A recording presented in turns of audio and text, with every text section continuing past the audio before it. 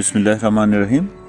Dear viewers, आज का believe you मी आज का टॉपिक बहुत ही ज़्यादा इम्पॉर्टेंट है। ये टॉपिक है आपका 9th of your O level course, that is 7707, और MCQs के पेपर के अलावा जो आपका पेपर 2 है उसके लिए भी बहुत ही ज़्यादा इम्पॉर्टेंट है। तो please do not miss each and any word of this series of videos।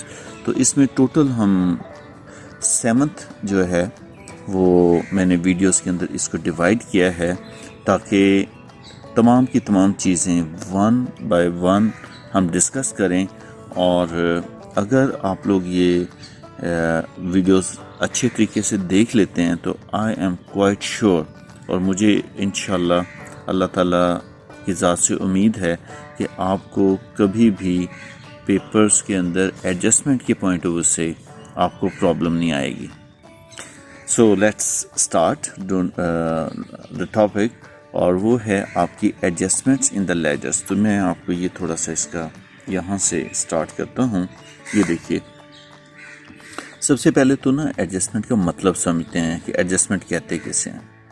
Adjustment to the laser से मुराद ये है कि लेजर के अंदर आप already debit and credit entries post कर चुके हैं, right.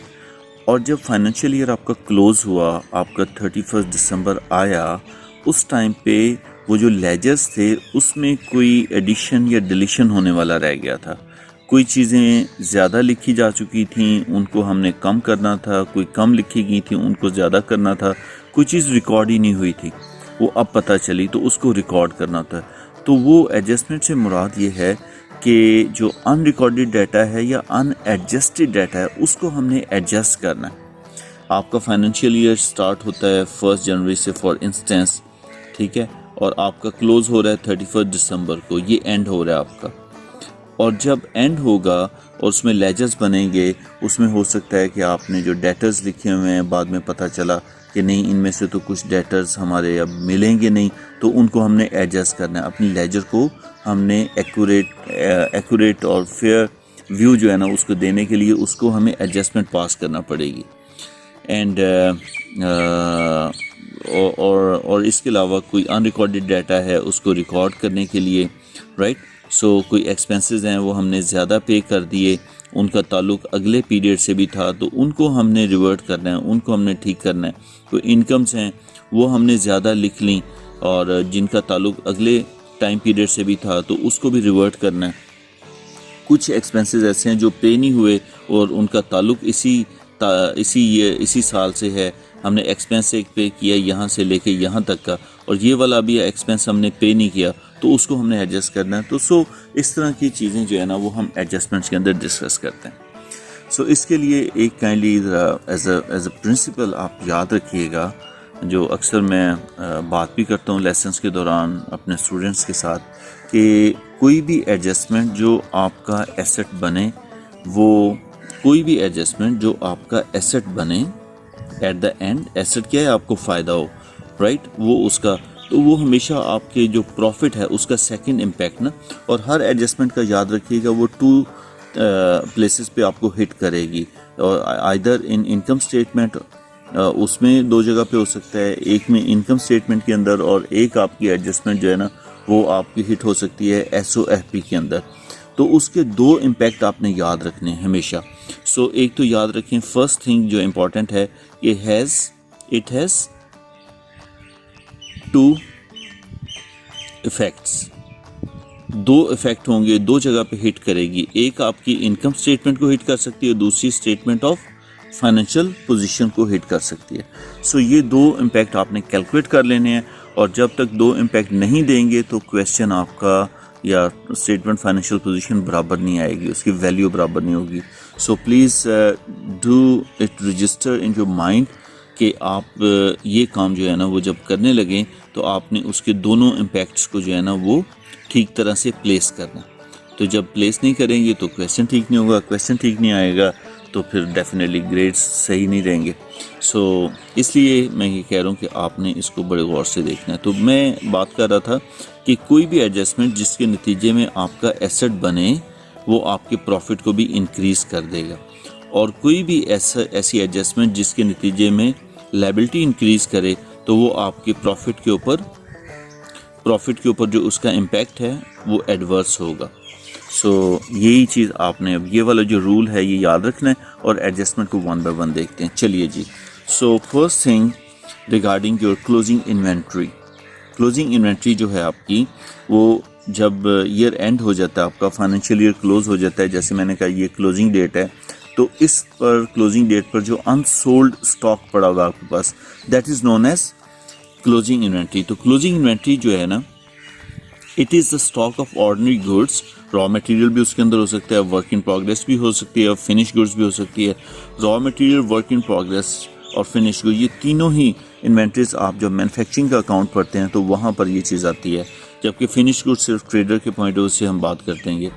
Left unsold at the end of financial period, تو یہ تو اس کی ڈیفینیشن ہوگی کہ کلوزنگ انوینٹری کہتے کسے ہیں.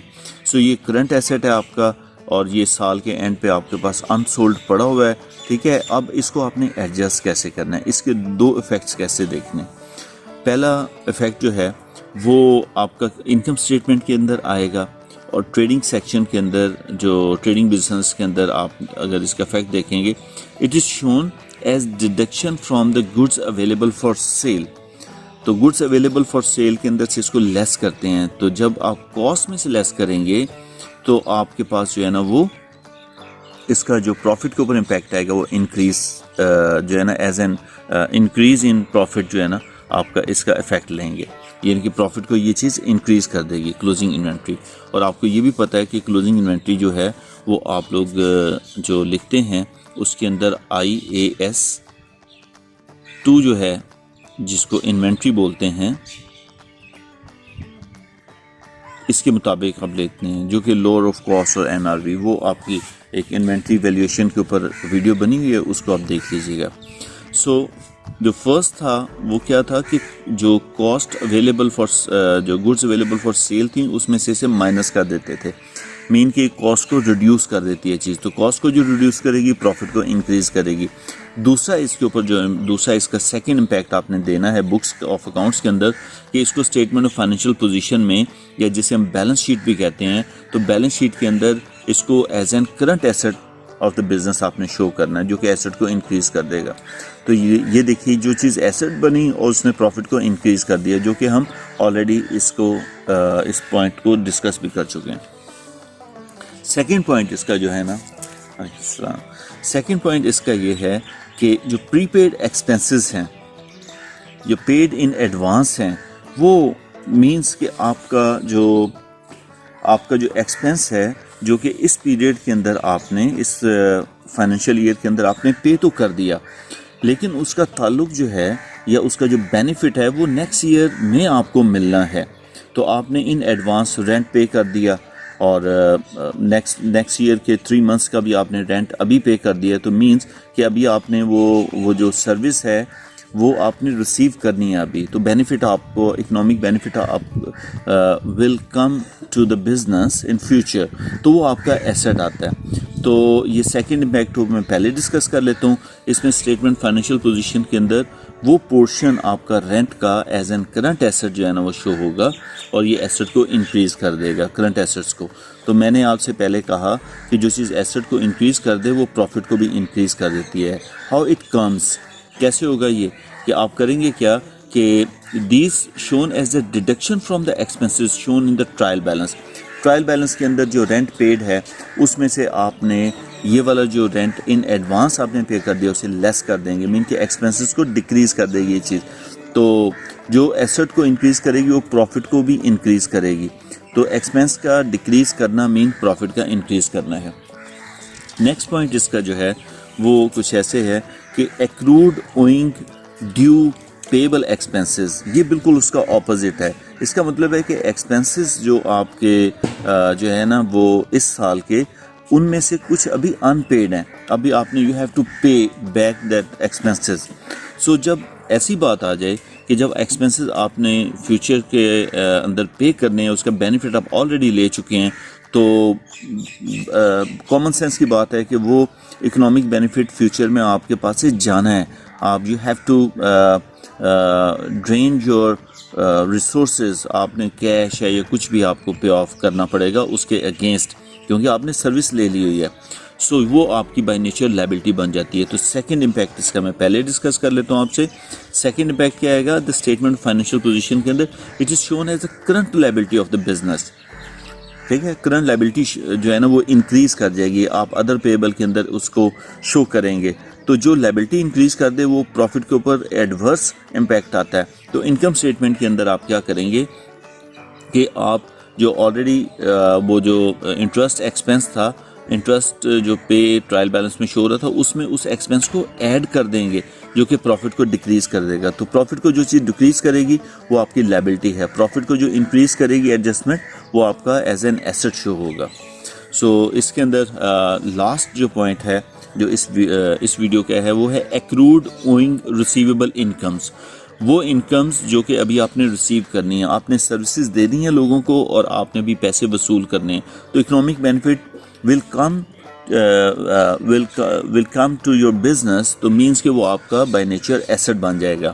تو اس میں دیکھیے گا کہ means the income which are unpaid by the customer and relate to the current accounting period. تو ڈیفینیٹلی آپ نے سروسز اس پیریڈ میں دی ہیں.